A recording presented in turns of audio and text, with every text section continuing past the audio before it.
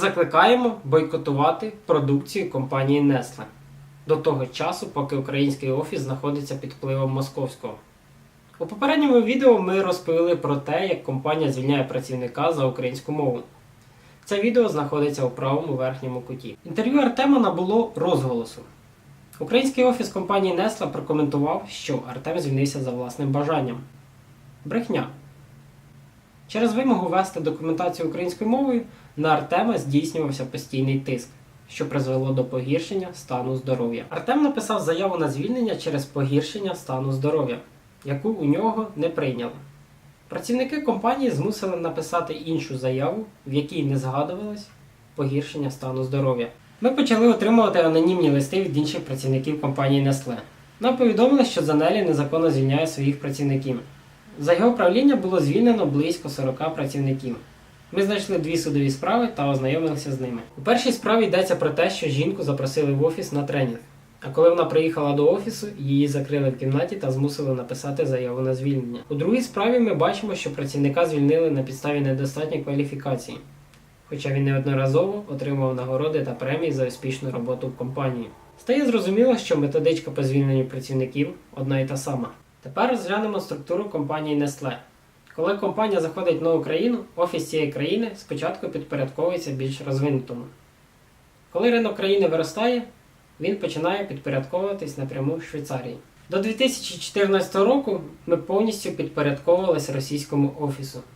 У 2014 році Росія почала війну проти України.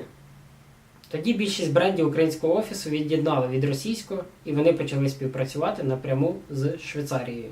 На сьогодні під покровом російського офісу залишився підрозділ дитячого харчування Nutrition. Також зоотовари компанії імпортуються в Україну з Росії з російськими обгортками та податками. А керівник сухих сніданків в Україні Олександр Гунт є працівником російського офісу в Москві. Структура українського офісу виглядає так. Є Алессандро Дзанелі, генеральний директор в Україні та Молдові. У нього є рада директорів, куди входять директори по різним напрямках. Сюди ж входить вище згаданий громадянин Росії Олександр Гунт.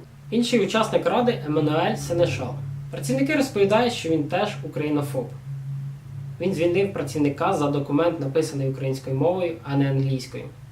У нього всебічна підтримка Дзанелі, а своїх підлеглих він називає «мої українські негри», а Україну – країною третього світу. У своєму відділі він змушує всіх працівників говорити англійською мовою, адже іншої мови він не розуміє. З наступного місяця в українському офісі збільшиться вплив російських наративів.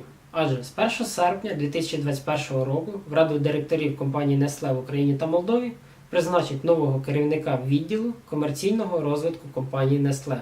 Громадянин Білорусі Андрій Прилуцький до цього моменту працював на посаді менеджера категорії Foods Dairy Nestle, Росія та Євразія.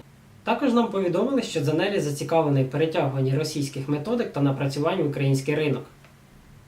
Але в нас різні ринки та ментальність націй. Чужі цінності приносять шкоду компанії та працівникам. Ми, як свідомі громадяни, мусимо це зупинити. Спочатку незаконні звільнення та тиск на працівників компанії. Насадження російських наративів.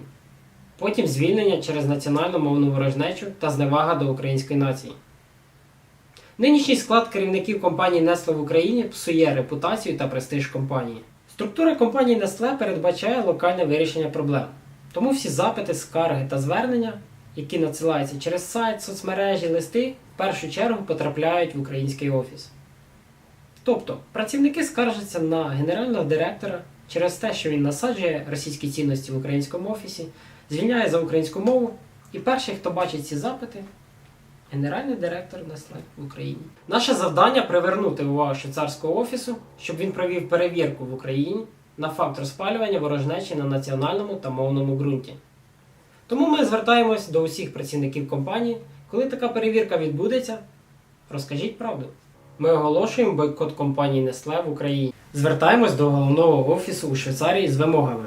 Перше. Провести внутрішнє розслідування в українському офісі на наявність порушень українського трудового законодавства та неетичного ставлення до працівників. Друге. Звільнити генерального директора через те, що він насаджує російські цінності та методики управління в українському офісі. Третє. Припинити імпорт товарів з території країни-окупанта. Всі етикетки товарів компанії Nestlé повинні бути українською мовою. Також ми зібрали ефективні інструменти привернення уваги. Всі посилання будуть в описі відео. Перше. Поширюйте інформацію. Розповідайте про російський вплив на український офіс Nestlé друзям та поширюйте інформацію в соцмережах. Друге. Встановіть рамку. Для Фейсбуку ми розробили рамку «Бойкот російського Nestlé в Україні». Третє. Залишайте відгуки на Google картах. Знайдіть головний офіс Nestlé в Швейцарії, посилання буде в описі, та поставте їм 1 зірочку. У відгуці залиште посилання на це відео та вимоги бойкоту. Ось як це зробили ми. Четверте. Публікуйте звернення у Твіттері та тегайте керівників Nestlé. Зразок звернення та список сторінок в описі відео. П'яте. Ми створили онлайн-петицію на міжнародній платформі, в якій звертаємось до головного офісу, щоб вони провели перевірку в українському офісі. Підпишіть її. Шосте. Надсилайте це відео блогерам, журналістам та іншим лідерам думок, щоб надати ситуації розголосу. У всіх публікаціях використовуйте хештег «Бойкот Nestlé». Кожен бізнес, який працює в Україні, повинен приймати її правила.